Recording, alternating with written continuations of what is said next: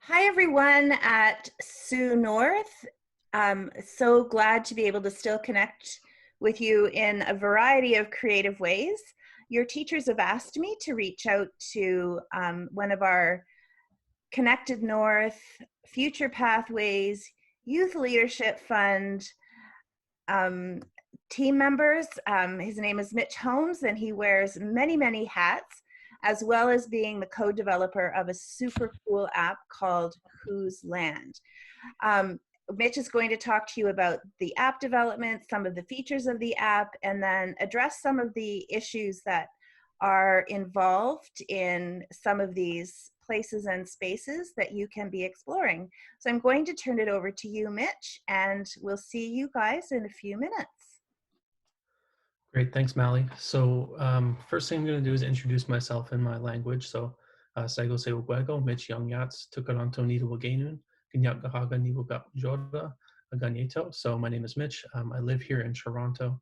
I'm Mohawk and I sit with the Turtle Clan. So today I'm going to walk you guys through some stuff about treaties. And first I'll start by sharing my screen with you and walking you through the app that we developed called Whose Land.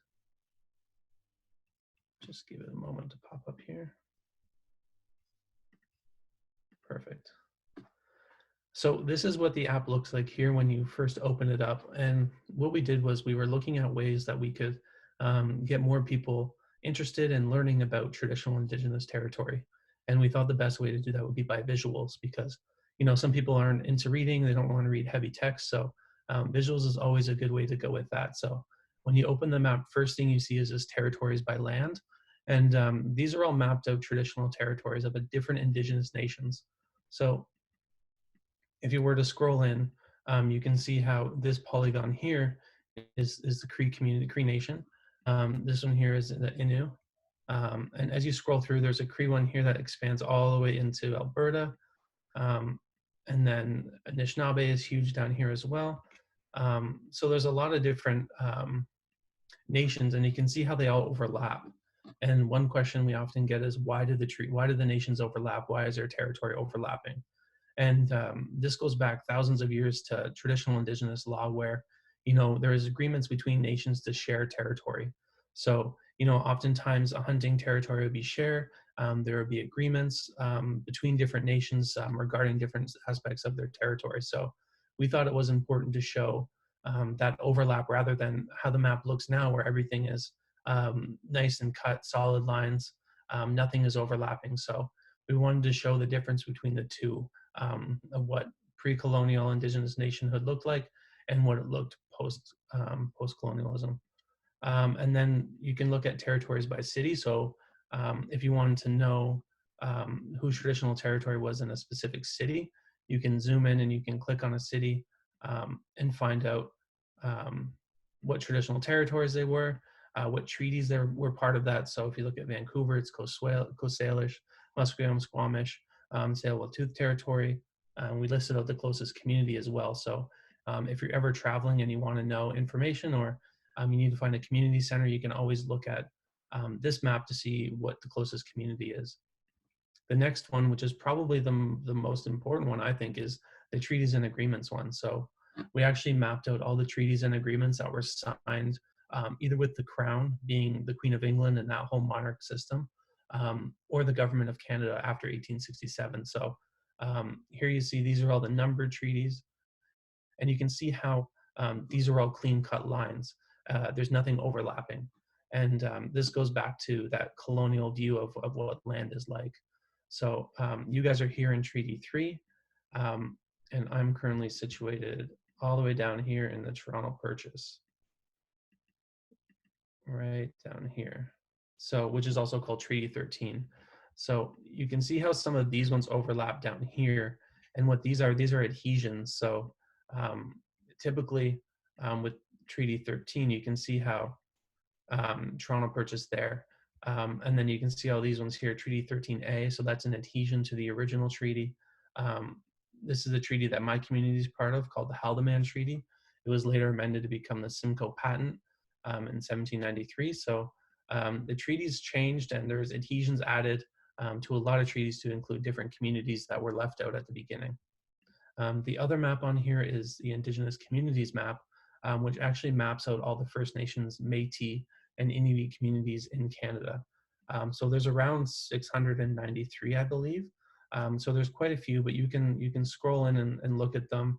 Um, if the community has a website, it's linked there. If not, the government website is linked there. That just gives you a little more information about the community. And then another really interesting part of this map, which a lot of people have. Okay. So the next thing we wanted to do, which was a really cool interactive part of the website, was land acknowledgement videos. So we curated these land acknowledgement videos across the country to show that land acknowledgements aren't something, a formula where you can plug and play different Indigenous nations and treaties. We wanted to show that there's a variety of different ways to do them. And at the end of the day, it really comes from the heart, and it shows your relationship to Indigenous nations. So we have all these ones curated from across the country. We have Ariana Roundpoint in Akwesasne in central Ontario. We have Christine Tutu in Rankin Inlet.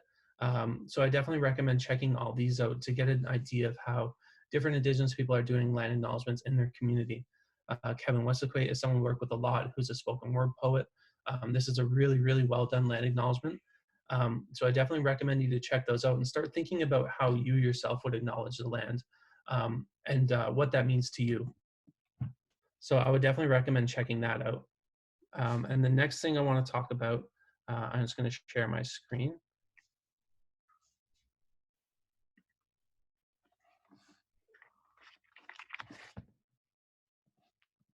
So the common question is, what are treaties? And simply put, they're an agreement made between the Crown and Indigenous communities. And the Crown can have a few different meanings. So the first thing that we think about when we think about the Crown is the Queen of England and the monarchy and that whole system. So prior to 1867, when Canada became a country, all agreements and treaties were signed with the Crown. So oftentimes there would be representative from Britain and the United Kingdom that would live here in Canada or Turtle Island, and they would directly work with First Nations and Inuit Métis communities to sign treaties.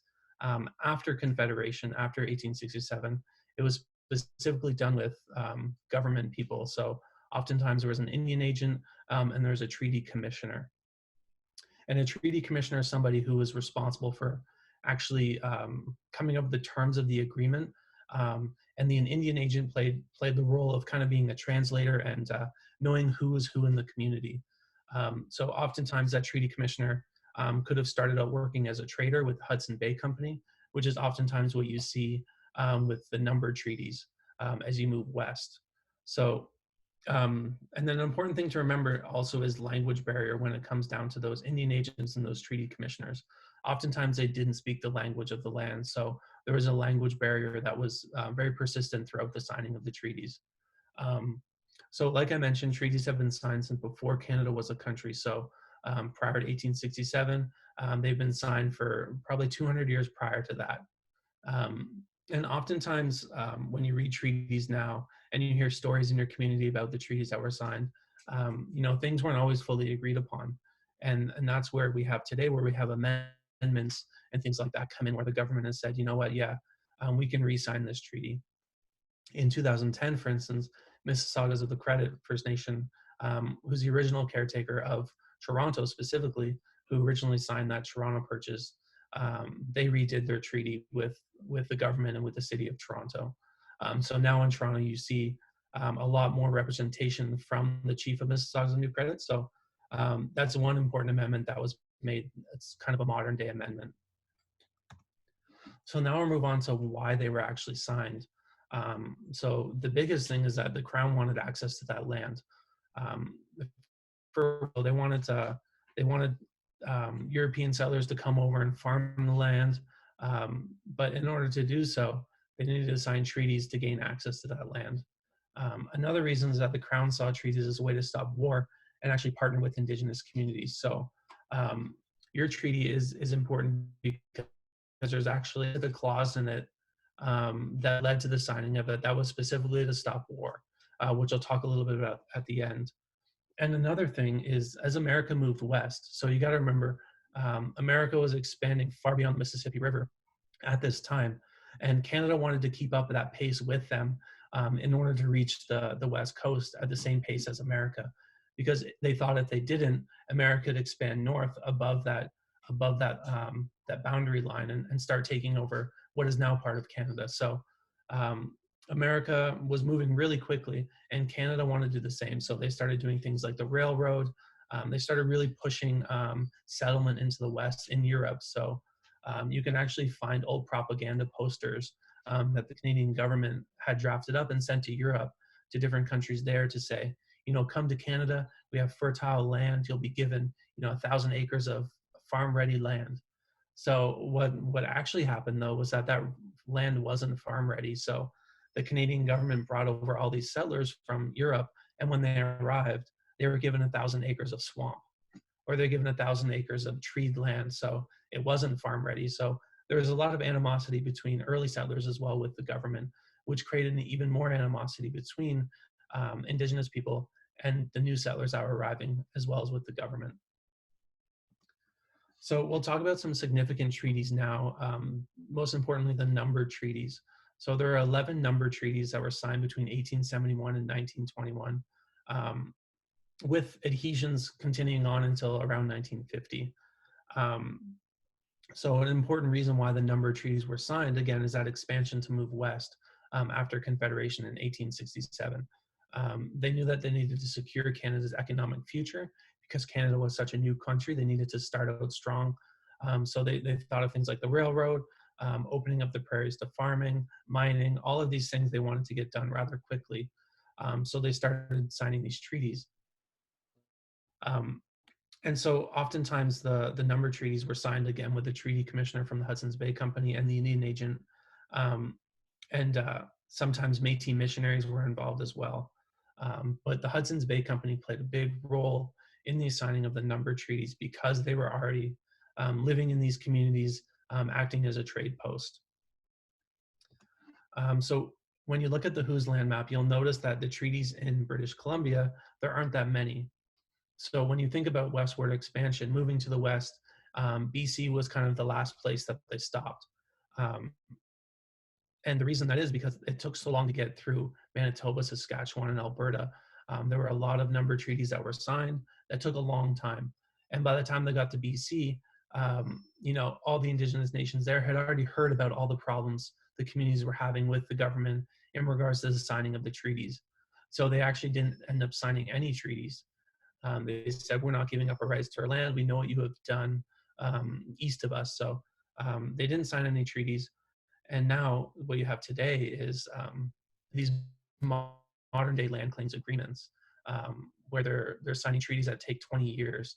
So there's a few that have been signed already, which is what you see here in the map, these little ones that are dotted throughout BC. These are modern claims land agreements. And the way that they work is the government will say, we want to sign a treaty with you, a modern land claims agreement. Are you interested? So they start the process. And the way it works is they both sides have lawyers, which costs a lot of money.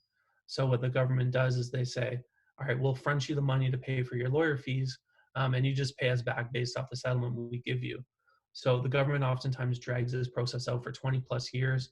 Lawyer fees are in the millions.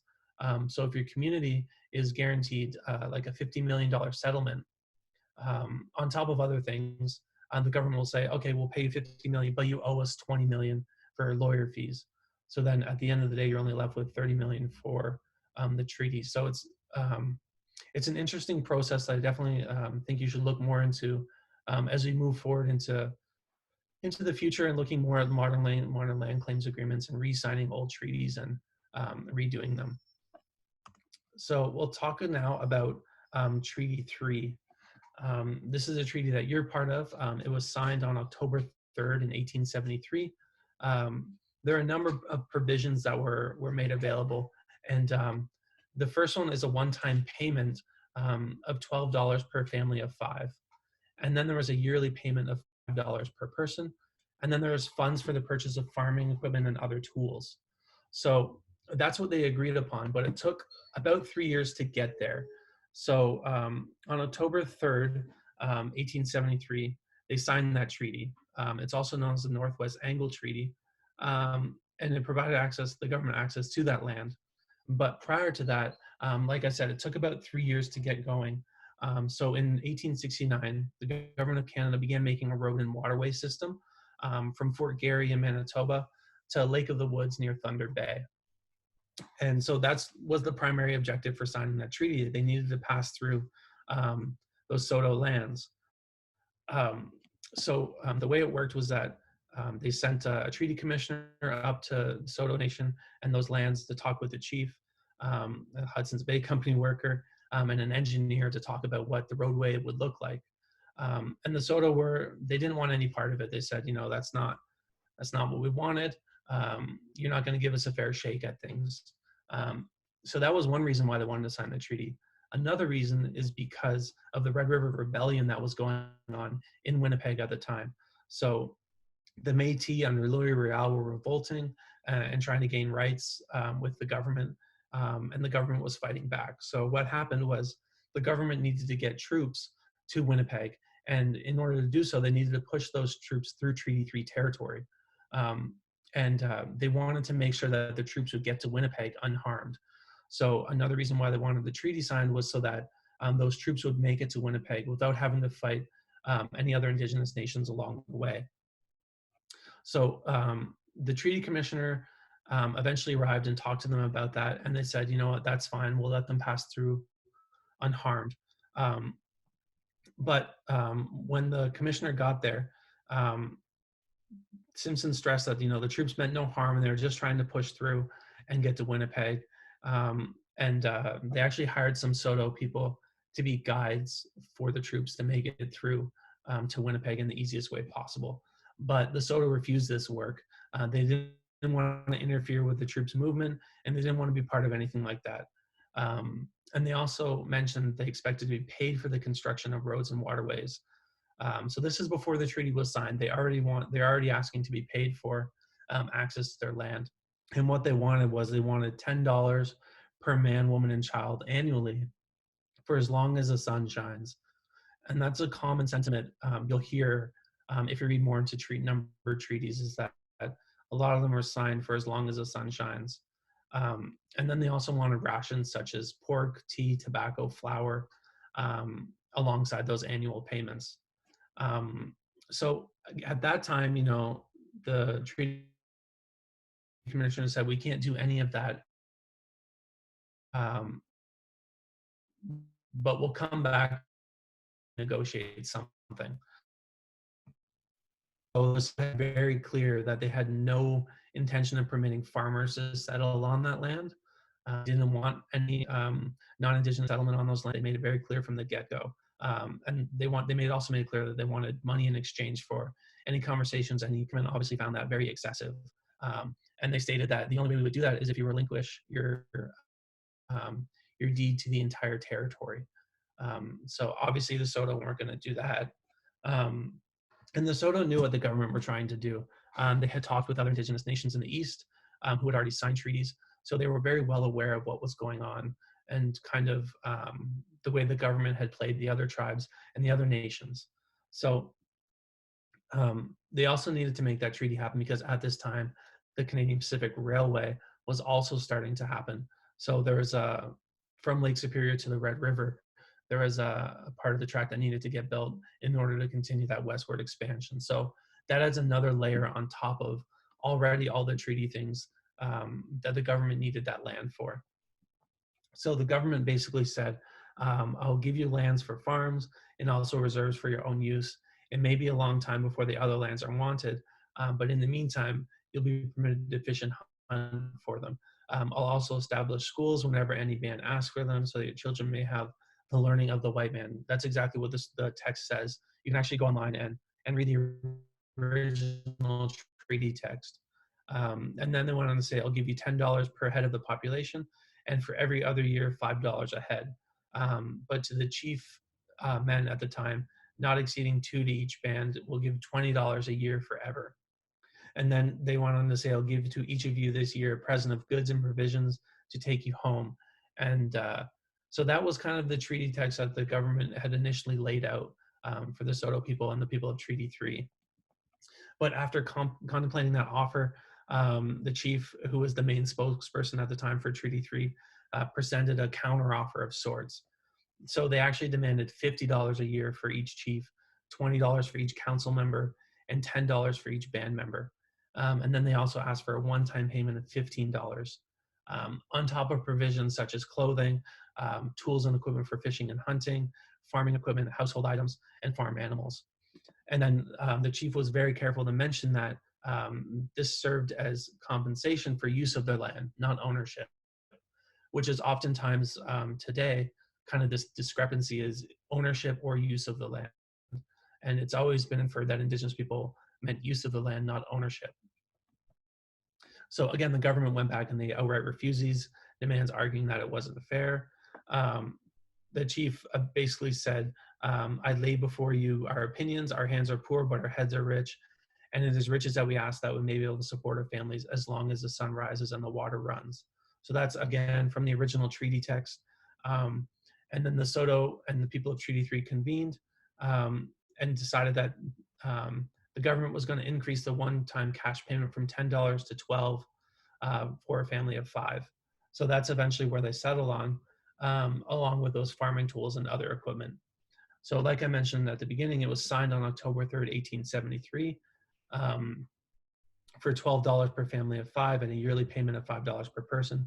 So if you ever go to treaty days, that amount hasn't changed. It's still $5 per person. And the government has no indication that they'll ever change that amount. So it won't go with inflation or anything like that. But in exchange for all those demands, the Soto would cede, release, and surrender and yield all rights entitled to the land to the government of Canada. So that's, again, where the wording gets tricky, where there's probably a language barrier involved in that language in the translation from English to the Indigenous language. So that land amount was 14,245 hectares of land that was essentially ceded to the government. And the Soto and the people of Treaty 3 made it very clear that they'll still be able to hunt and fish on the land until the government required it for other purposes, including settlement and resource extraction. And then that's also another issue of contention, is that oftentimes the treaties were seen as signed only for what was above the grass. They weren't signing anything away for that was what was within the earth. So you'll hear that a lot come up now when there's resource extraction projects going on about how the treaties were signed. And then to this day, Treaty 3 people maintain that the signatories only intended to share the land with the government rather than to surrender it completely. So again, that's that language barrier that's involved with that. So that's all the information I have about Treaty 3, but I urge you to reach out to elders in your community and knowledge keepers to learn more about your treaty and the way that it was signed, because there's a lot of people in your community who probably have family stories about this treaty. You know, it wasn't signed that long ago, 1873. You know, your great-grandmother would have stories, your grandmother, your parents, all these stories would be passed down to different family members. And one question I often get when doing this session is, why is it important for me to know this? Why do I need to know this information? And what it boils down to is you guys are the future of your community. You are the future leaders of your community. You guys are going to be the ones that, you know, in 20 years, the kids your age now are going to be looking up to. So if you are in positions of power, if you're on council, if you're the chief, whatever it may be, the government will come to you and say, we want to do this on your land. So it's important to know what your rights are as governed by this treaty, what your inherent rights are to the land, and what your duties are as a signatory of that treaty. Because all of Canada is a signatory of Treaty 3. It's signed with the government. So, you know, those people that are in town, non-Indigenous, they're a signatory of the treaty as well, and they need to uphold all of these rules of law as well. So it's important to know these things so that you know what your rights are as an Indigenous person. So I just want to say anyway, thank you for listening today. I hope you took something from this and you can bring that information forward into your future learnings.